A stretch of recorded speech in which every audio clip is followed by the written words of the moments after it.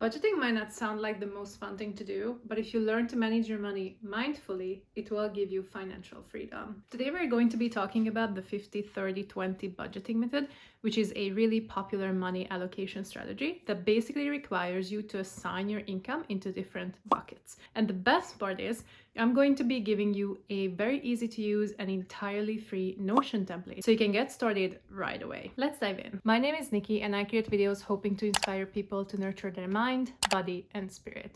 Without further ado, let's take a look at what the 50-30-20 budgeting method really is. Like I said earlier, this is a money management technique that divides your income into 3 different categories or buckets. What are those 3 buckets? The buckets are needs, wants, and savings and or loans. We're going to take a few minutes to really understand what spendings should go into which bucket. So let's start with the first one, the needs. 50% of your income should go towards the absolute must-haves and essentials: housing, bills, food, transportation, insurance, minimum debt payments. The second bucket is the wants. 30% of your income should go towards non-essential spendings and pampering yourself: eating out, movie night, travel, subscriptions, hobbies, shopping, and so on. And then finally, you have the savings and or loans bucket. 20% of your income should be allocated towards savings, investments, and paying down debt. Depending on your situation, you might be able to just use this bucket for savings,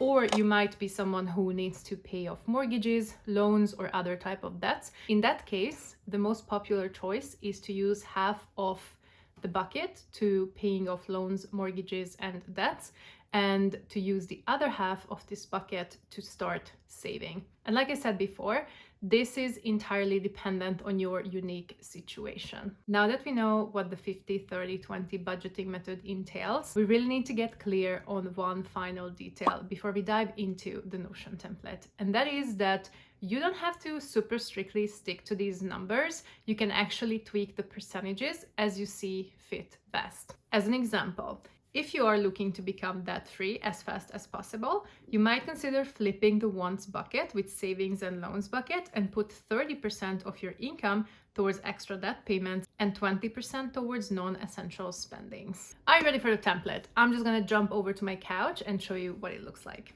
So first things first, when you open up the templates, you have a little bit of an introductory section to the 50-30-20 budgeting method, which just helps you remember what the different buckets are and what they mean. But when you move on, you see a main calculator that is for you to add all your income streams. Of course, if you are someone who has a full-time job and you don't make additional income, then you will just use one line. But if you're someone who is, for example, a freelancer, or if you do like a side hustle or something like that, then of course you're able to utilize all that and log all your incomes as well.